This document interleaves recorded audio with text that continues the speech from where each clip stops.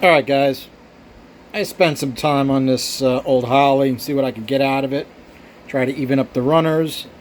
But of course, you got to clean up the big runners at the same time. Let's take a quick look at the plenum. The plenum is actually tough to get that radius on the bottom because it is pretty darn deep. It's almost as deep as that iron bow tie.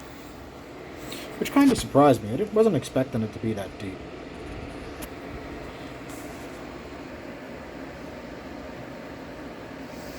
Alright, 8 you can see has got a bunch of lumps and bumps and holes in it. But it flows pretty darn well because it's an upper. I was fairly successful getting the lowers close. But with the design of the lowers, you can't do much with the floor because there is no radius there to begin with. So if you just take meat out of it, it makes it even worse entering the port. And you can't do much with this wall because the same thing. See how it's got a slight curve to bring that in? That helps straighten it out entering the port. You may gain a few CFM on the bench, but I don't think that would help on a running engine. Okay? It's interesting looking through the camera. That looks absolutely horrendous on the camera. But, yeah.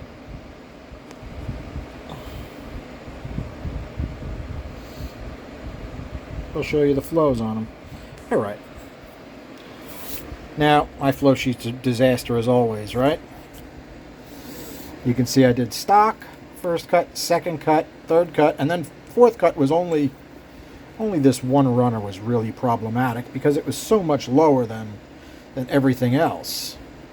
I was able to squeeze a little more than 20 extra CFM out of that one port.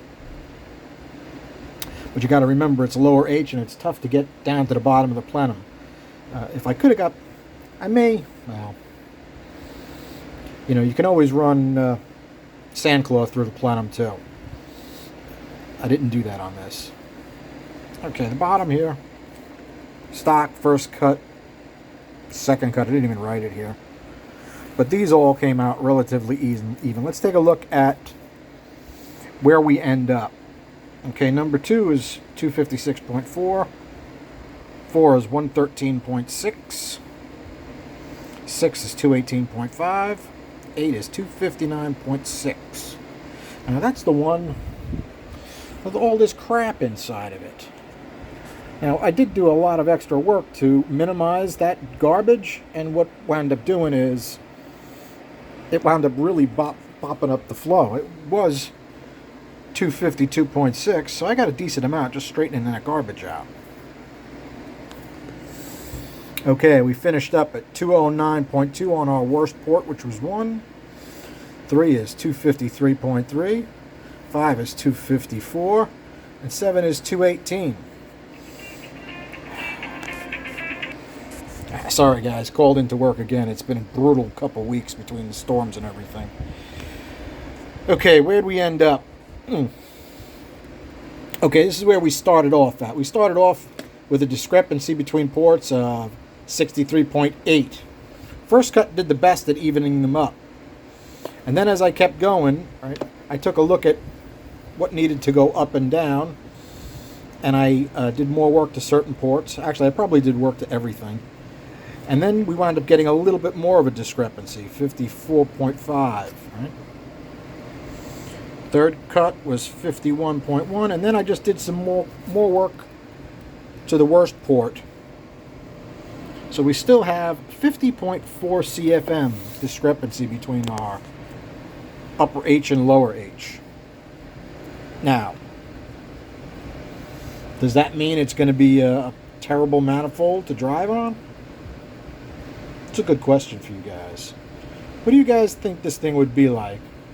Especially if we put it in something that's only going to rev to 6,000, 6,500. I wouldn't want to rev more than 6,500. Not if you're only getting 209 CFM through it, right? You certainly don't have to go crazy and put a big cylinder head on it. I mean, if you have a cylinder head that's flowing 230, you'll probably be good, which would be something like a ported up set of 083s.